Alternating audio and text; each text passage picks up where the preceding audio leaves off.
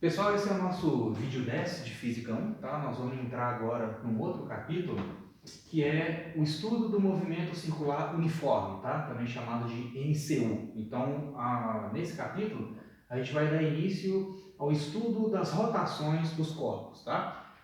Como eu falei para vocês no vídeo anterior, o nosso estudo de rotações vai ser dividido em duas partes. Essa parte introdutória, onde a gente vai estudar o MCU, né? O MCU é um caso particular de rotação dos corpos, tá? E mais lá no final do curso, a gente vai estudar outros movimentos de rotação que não são necessariamente MCU, né? São rotações, mas são rotações que não vão ser uniformes, tá? A gente vai precisar de uma série de outras grandezas para fazer o estudo, tá? O estudo mais geral das rotações. Aqui é um estudo introdutório, tá? Um caso particular das rotações. Então, o que é o movimento circular uniforme e o que ele tem de uniforme, né? O porquê desse nome? Bom, o movimento circular, óbvio, né? Porque a partícula ou o corpo em rotação executa uma trajetória circular de raio constante, tá? Então, você tem, por exemplo, aqui uma partícula que está caminhando o tempo todo em torno desse círculo, cujo raio é sempre constante. Então, esse é o movimento o tempo todo da partícula, tá? O tempo todo ela fica em cima daquele círculo. E mais do que isso, além do raio ser constante, nesse tipo de movimento, o módulo da velocidade é constante, ou seja, a rapidez do movimento é sempre constante. Cuidado com isso, gente. Eu estou fazendo questão de frisar isso, porque é o seguinte, eu não estou dizendo que o vetor velocidade é constante, eu estou dizendo que o módulo da velocidade é constante. Lembra, né? O vetor velocidade, ele é sempre tangente à trajetória em todos os pontos. Isso vale para o movimento circular uniforme ou para qualquer outro tipo de movimento. Isso a gente já viu lá no estudo da cinemática, tá? Da cinemática bi e tridimensional. Então, o vetor V é sempre tangente à trajetória em todos os pontos, no caso ela é uma trajetória circular. E nesse movimento, o módulo desse camarada é sempre constante em todos os pontos. Então, essa partícula está caminhando, digamos, a uma velocidade de 10 metros por segundo nesse ponto, 10 metros por segundo nesse ponto, 10 metros por segundo nesse ponto, em qualquer outro ponto. É isso que esse movimento tem de uniforme. É a rapidez do movimento ou o módulo da velocidade ser sempre constante. Tá? Então, digamos que, pegando aqui essa construção, né? Vamos aprender a relacionar as variáveis e iniciar um estudo quantitativo desse tipo de movimento, tá? Digamos que num certo intervalo de tempo infinitesimal, dt, tá? Digamos que em dt segundos, onde dt é um número bem pequenininho, um intervalo de tempo, né, bem pequeno, a partícula sai desse ponto e percorre um arco de círculo de comprimento ds, também infinitesimal, tá? E ao descrever esse arco, né, esse arco de círculo, a partícula descreve um ângulo dθ. Né? Então, dθ é o ângulo correspondente a esse elemento de arco que é percorrido pela partícula num intervalo de tempo infinitesimal dt. Tá? Como que a gente relaciona essa grandeza angular expressa em radianos? Eu já vou relembrar aqui a definição de radianos, tá, para a gente. Como que eu relaciono esse ângulo infinitesimal, né, nesse caso, expresso em radianos, com esse elemento de arco, né, esse comprimento aqui que eu destaquei, e o raio da trajetória? Pela definição de radianos, o ângulo expresso, né, em radianos corresponde ao elemento de círculo, ou o tamanho linear desse comprimento aqui, descrito por esse ângulo, dividido pelo raio do círculo. Tá? Então, para todo ângulo θ expresso em radianos, qual que é a definição desse ângulo? Né? É simplesmente o comprimento de arco subentendido por esse ângulo dividido pelo raio do círculo. Tá? Então, nesse caso, o dθ é simplesmente esse elemento de círculo, né, expresso em metros, ou centímetros, ou milímetros, dividido pelo raio do círculo. Tá? É interessante a gente trabalhar, no estudo das rotações, é interessante a gente trabalhar com o ângulo em radianos, ao invés do ângulo em graus, porque essa definição relaciona uma medida angular com uma medida linear. Para ângulo medido em graus, essa relação aqui já não vale. Por isso que a gente expressa, a gente já vai ver que é conveniente eu trabalhar com essa definição. Então, guardem isso aqui por enquanto, né? Dθ, que é esse ângulo descrito pela partícula ao sair daqui e vir para cá. Dθ é ds, centímetros ou milímetros ou metros, né? Dividido por r. Elemento de arco dividido por r. Vamos relembrar aqui um pouquinho a definição de radianos, né? E como que eu converto de graus para radiano, como que eu converto um ângulo de graus para radianos ou vice-versa, tá? Então, de novo, pegando a definição, você tem lá um círculo qualquer de raio r e um ângulo θ expresso em radianos, tá? E a esse ângulo corresponde um comprimento de arco S, medido em metros, por exemplo. Então, pela definição de radianos, esse ângulo expresso em rádio é igual ao elemento de círculo subentendido por esse ângulo dividido por r. Então, se eu quiser, por exemplo, expressar 360 graus em radianos, quero converter 360 graus para radianos, como é que eu faço? 360 graus convertidos para radianos é igual ao comprimento de círculo correspondente a 360 graus. Qual que é o comprimento de círculo correspondente a 360 graus? 360 graus não é uma volta completa? Então, 360 graus convertido para radiano, ou expresso em radianos, é igual a 2πr, que é o perímetro completo da circunferência, dividido por r, que vem da definição, né? 2πr sobre r é simplesmente 2π. Então, 360 graus corresponde a 2π radianos, né? Ou, se eu quiser, por exemplo, 180 graus, é a metade disso. 180 graus é π radianos. 90 graus, que é 1/4 disso aqui, é 2π radianos sobre 4, que dá π sobre 2 radianos. Aí, sabendo esse exemplo, fica fácil converter qualquer ângulo expresso em graus para radianos, né? Só usar uma regra de 3. Então, por exemplo, 360 graus, uma volta completa, corresponde a 2π radianos. É isso que eu achei. Então, um ângulo qualquer, 1 grau, 2 graus, 3 graus, 5 graus, 10 graus, um ângulo qualquer expresso em graus, corresponde a quantos radianos? Só usar a regra de 3. 360 vezes θ em radianos é igual a 2π vezes o θ correspondente medido em graus, né? Então, θ radianos é 2π vezes o ângulo expresso em graus dividido por 360. Ou simplesmente, né, se eu simplificar aqui, divide em cima e embaixo por 2, isso aqui vai sumir e aqui embaixo vai ficar 180. Então, se eu tenho um ângulo medido em graus e eu quero converter para radianos, é só aplicar essa formulazinha, né? θ medido em graus vezes π sobre 180. Não tem que decorar essa fórmula aqui não, gente. O que vocês têm que saber é um exemplo típico, né? Por exemplo, 360 graus já tem que estar na sua cabeça que corresponde a 2π radianos. Isso já tem que memorizar. Para qualquer outro ângulo, você usa a regra de 3, né? Aí você chega nessa expressão. Então, sabendo um exemplo fácil de conversão, você consegue memorizar, você consegue, na verdade, chegar nessa relação geral. Tá legal? Ou também eu poderia fazer o contrário, né? Se eu tenho um ângulo medido em radianos e quero passar para graus, então esse ângulo vezes 180 dividido por π me dá o ângulo em graus. Tá legal? Então é só um exemplo para a gente relembrar a definição de radianos e como que converte, como que relaciona um ângulo em radianos e um ângulo em graus. Tá?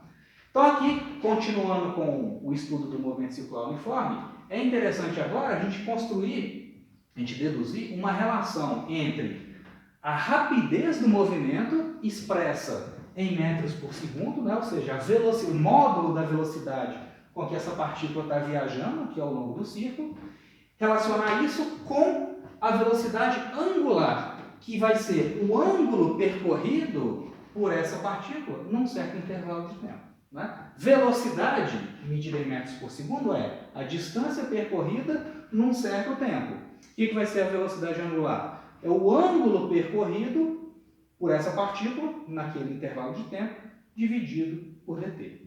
Então, vamos voltar aqui na definição. Ó. Pela definição de radianos, a relação entre dθ e ds é essa aqui. Ó. Dθ é ds sobre r. Então, ds, que é esse elemento de círculo, esse elemento linear, né, de círculo, ds é igual a r dθ.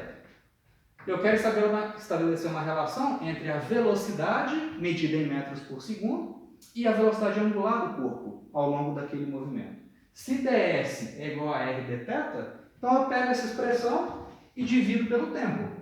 Se eu pego isso e divido pelo intervalo de tempo correspondente, então ds dt, que é a velocidade, né, distância percorrida num certo intervalo de tempo, é igual o raio da trajetória, que é fixo, vezes dθ dt, que é o ângulo percorrido por essa partícula num certo intervalo de tempo.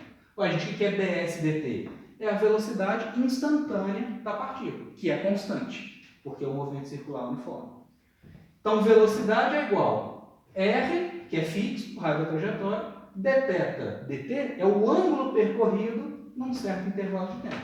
É o ângulo varrido pela partícula, né, num certo intervalo de tempo. Dθ dt a gente dá o nome de ômega, essa letrinha aqui é ômega, é a velocidade angular. Tá?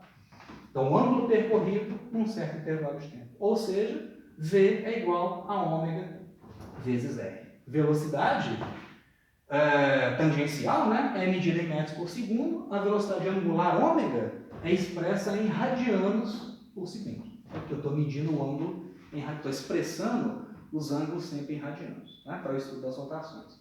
No caso específico do movimento circular uniforme, como o V é constante, o raio é constante, então o ômega, que é a velocidade angular, também vai ser constante. Tá? Então V é igual a ômega R. Tá?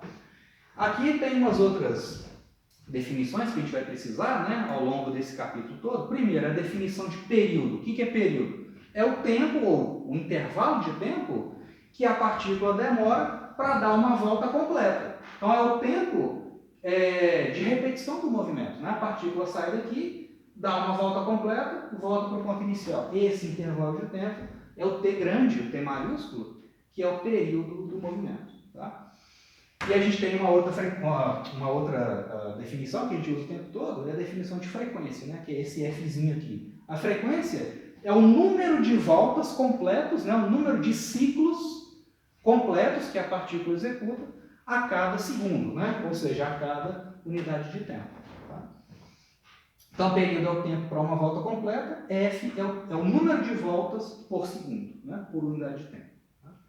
E a relação entre os dois é simplesmente isso aqui. Um é o inverso do outro. A frequência é o inverso do período. Por que disso? Isso fica fácil de ver usando uma regra de 3. Né? Se a partícula dá F ciclos, né? F voltas em 1 segundo, que é a unidade de tempo que a gente está usando, e para cada volta a partícula demora T segundos, que é o período do movimento, constrói essa regra de 3, multiplica cruzado aqui, né? F vezes T é igual a 1. Então, a frequência é simplesmente 1 sobre T. A frequência é o inverso do período.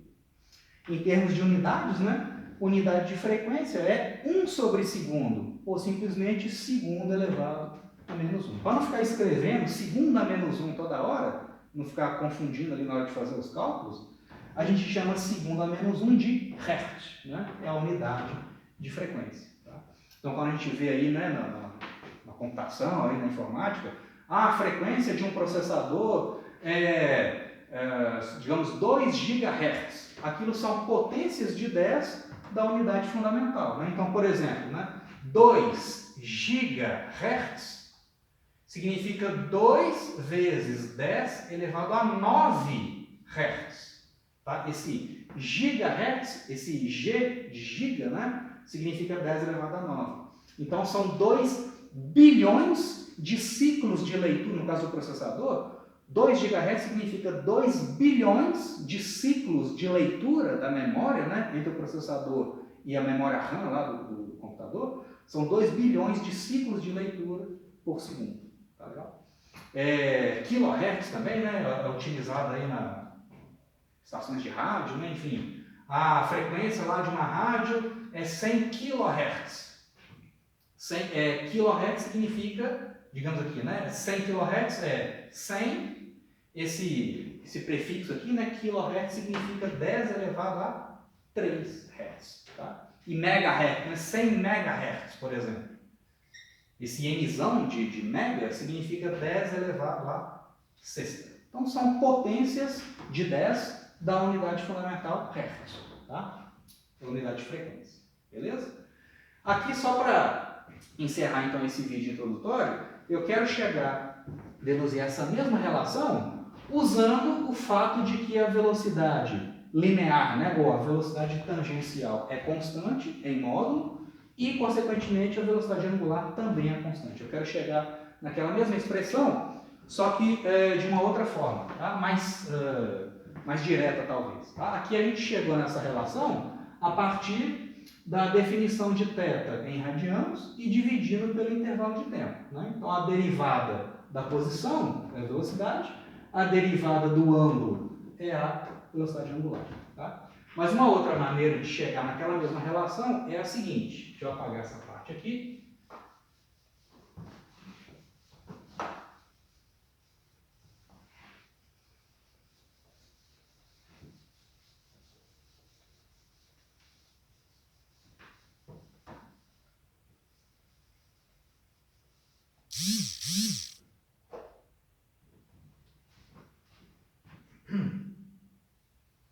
Uma outra maneira, pessoal, de obter aquela mesma relação é a seguinte. Como a velocidade é constante em módulo, o que é velocidade? Velocidade não é a distância percorrida pela partícula num certo intervalo de tempo? Isso é constante, né, que é o movimento circular uniforme. Qual que é a distância correspondente a uma volta completa? A distância correspondente a uma volta completa é o perímetro do círculo. E o que é o perímetro do círculo? 2πr. 2πr. Qual que é o intervalo de tempo correspondente a uma volta completa? Não é justamente o período do movimento? É o t grande. Então, a velocidade da partícula no movimento circular uniforme é 2πr sobre t. E o que é a velocidade angular? Ômega. Ômega é o ângulo percorrido pela partícula em radianos num certo intervalo de tempo ΔT. Qual que é o ângulo correspondente a uma volta completa em radianos? A gente acabou de ver aquela hora, né? Não é 2π radianos? 2π radianos. Qual que é o intervalo de tempo correspondente a uma volta completa? Não é o período? Então, o ômega é 2π, na verdade eu posso tirar essa notação aqui de radianos e manter só 2π sobre t. Então dá uma sacada aqui, ó. Velocidade medida em metros por segundo, né, ou a velocidade tangencial, é 2πr sobre t. Velocidade angular é 2π sobre t. Então a velocidade v, que é constante, ou a rapidez do movimento, que é constante, é igual. Pega aqui na expressão da velocidade. 2π sobre t, esse fator aqui, ó. Esse fator, 2π sobre t, não é justamente a velocidade angular? Então a velocidade tangencial é simplesmente esse camarada, que é o ômega, vezes o que sobrou lá, que é o raio. Então, usando distância por tempo e ângulo por tempo, no caso do movimento circular uniforme, a gente chega na mesma relação que a gente obteve ali. V é igual a ômega vezes R. Beleza? E os dois são constantes, né? Esse é constante, esse aqui também é constante. Para esse tipo de movimento. Beleza? No próximo vídeo, pessoal, no vídeo 11, a gente vai passar a falar de aceleração centrípeta, tá? Porque esse movimento é o seguinte: embora o módulo da velocidade seja constante, o vetor velocidade não é constante. Você vê que o vetor velocidade ele muda de direção ao longo de todo o movimento. A aceleração ela envolve a variação do vetor velocidade e não apenas do módulo da velocidade. A gente já viu isso lá no capítulo de cinemática. Então, embora eu não tenha variação do módulo de V, a direção do vetor velocidade muda. Se a direção do vetor velocidade muda, eu tenho aceleração. Que aceleração? Aceleração centrípeta, tá? Que vai ser o assunto do próximo vídeo, beleza? Então eu vou encerrar esse vídeo 10 por aqui.